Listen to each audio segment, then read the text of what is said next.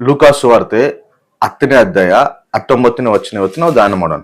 ನೋಡಿರಿ, ಹಾವುಗಳನ್ನು, ಚೇಳುಗಳನ್ನು, ವೈರಿಯ ಸಮಸ್ತ ಬಲವನ್ನು ತುಳಿಯುವುದಕ್ಕೆ ನಿಮಗೆ ಅಧಿಕಾರ ಕೊಟ್ಟಿದ್ದೇನೆ, ಯಾವುದು ನಿಮಗೆ ಕೇಡು ಮಾಡುವುದೇ ಇಲ್ಲ. Amen, hallelujah.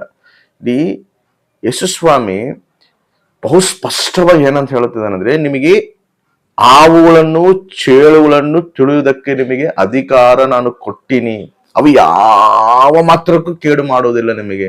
ಅಂದ್ರೆ ಏನು ಅಂದ್ರೆ, ಇವಾಗ ಹೋಗುವಂತ ಹಾವನ್ನ ನಾವು ತುಳಿಬೇಕಾ, ಚೋಳುಗಳನ್ನ ನಾವು ತುಳಿಬೇಕಾ?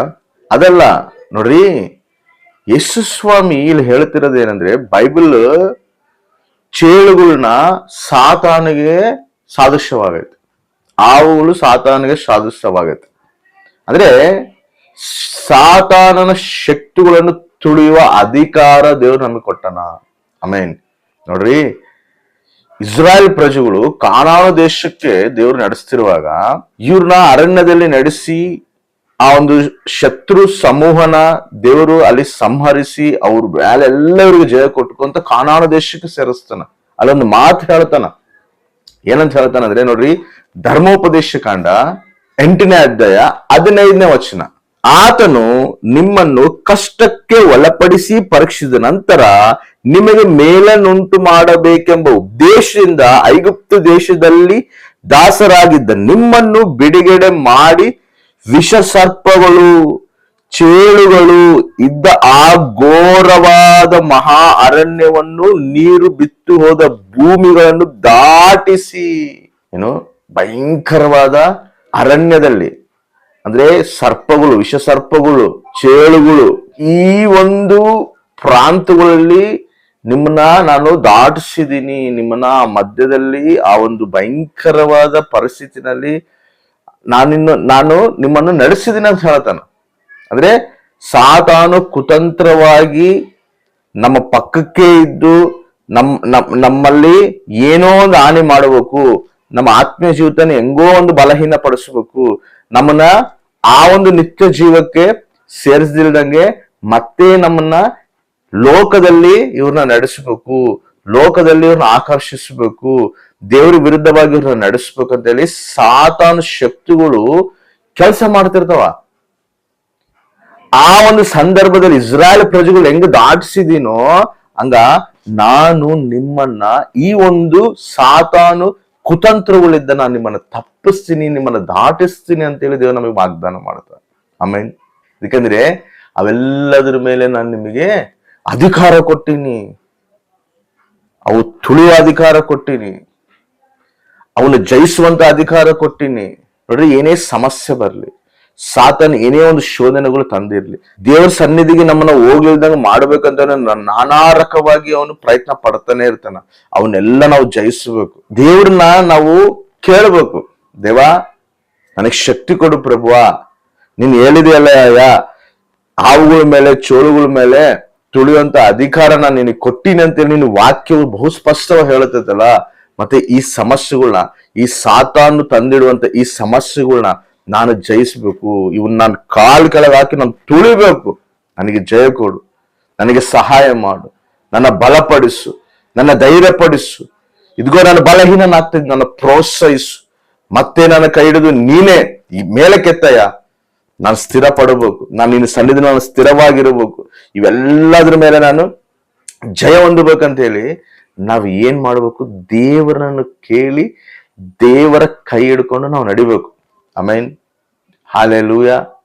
ಒಂದ್ಸರಿ ನಾವೇನ್ ಅನ್ಕೊಂತೀವಿ ಗೊತ್ತಾ, ಈ ಸಾತಾನು ತಂದಿಡೋ ಸಮಸ್ಯೆಗಳು ಏನಿರ್ತಾವಲ್ಲ, ಅವು ನೋಡ್ರಿ, ದೇವರು ಆ ಸಮಸ್ಯೆಗಳಿಂದ ನಮ್ಮನ್ನ ತಪ್ಪಿಸ್ತೀನಿ, ನಿನಗೆ ಶಕ್ತಿ ಕೊಡ್ತೀನಿ, ಬಲ ಕೊಡ್ತೀನಿ, ನೀನ್ ಧೈರ್ಯವಾಗಿರು, ಆ ಸಮಸ್ಯೆಗಳು ನೀನು ಭಯಪಡಕ್ ಹೋಗ್ಬೇಡ, ನಾನು ಇದೀನಲ್ಲ, ನನ್ನ ಕೈ ಹಿಡಿದು ನಡೆಸ್ತೀನಿ ಅಂತೇಳಿ ನಮ್ಮ ನಡೆಸ್ತಾನ. ಆದ್ರೆ ಇದಕ್ಕಿನ್ನ ಒಂದು ದೊಡ್ಡ ಪ್ರಾಬ್ಲಮ್ ಐತೆ. ಏನ್ ಗೊತ್ತಾ? ನಮ್ಮ ಶರೀರನ ಫಸ್ಟ್ ನಾವು ಜಯಿಸ್ಬೇಕು. ಇದೇ ನಮಗೆ ಹೋರಾಟ. ಬೈಬಲ್ ಏನ್ ಹೇಳ್ತದೆ ಗೊತ್ತಾ? ಆತ್ಮಗೆ ಶರೀರಗೆ ಹೋರಾಟ ಐತಂತ. ಅಪವಾದಿ ಏನ್ ಮಾಡ್ತಾನಂದ್ರೆ ನಮ್ಮ ಶರೀರನ ಬಲಹೀನ ಪಡಿಸ್ತಾನ, ನಮ್ಮ ಶರೀರನ ಲೋಕ ಆಕರ್ಷಣೆಗೆ ಒಳಗಪಡಿಸ್ತಾನ, ನಮ್ಮ ಶರೀರನ ಮಂದಿರಕ್ಕೆ ಹೋಗಿಲ್ದಂಗ ಮಾಡ್ತಾನ, ಬದ್ಧಕ ಬರಂಗ ಮಾಡ್ತಾನ. ಸೋಮರಿಯಾಗಿ ಏನ್ ಚರ್ಚೆಗೆ ಹೋಗ್ತೀವಿ ಬಿಡು, ಈ ವಾರ ಹೋಗಿಲ್ಲ ಅಂದ್ರೆ ಇನ್ನೊಂದು ವಾರ. ಅಂದ್ರೆ ನಾವು ಹೋರಾಡಬೇಕಾಗಿರೋದು ನಮ್ಮ ಶರೀರ ಹತ್ರ. ನಮ್ಮ ಶರೀರನ ನಾವು ಫಸ್ಟ್ ಜಯಿಸ್ಬೇಕು.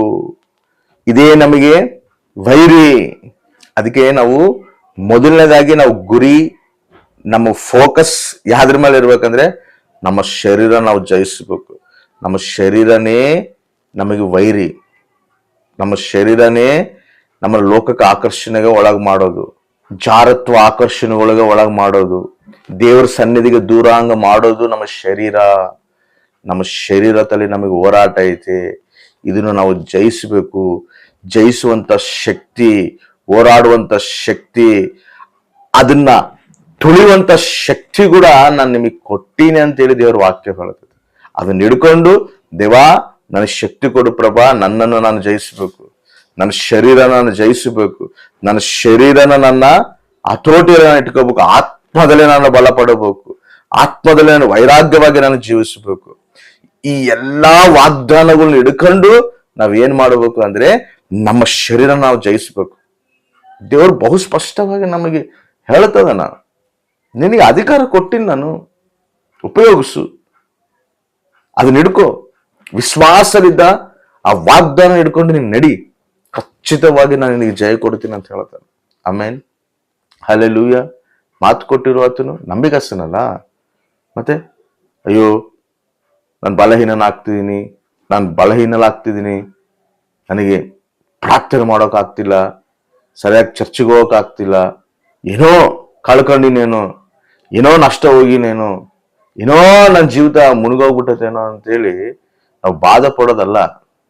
ನೋಡ್ರಿ, ಬಿದ್ದೋಗಿರೋ ದಾವೀದು ಗುಡಾರನೇ ದೇವ್ರ ಮೇಲೆ ಕದ್ದಿರ್ಸ. ಆಮೇನ್.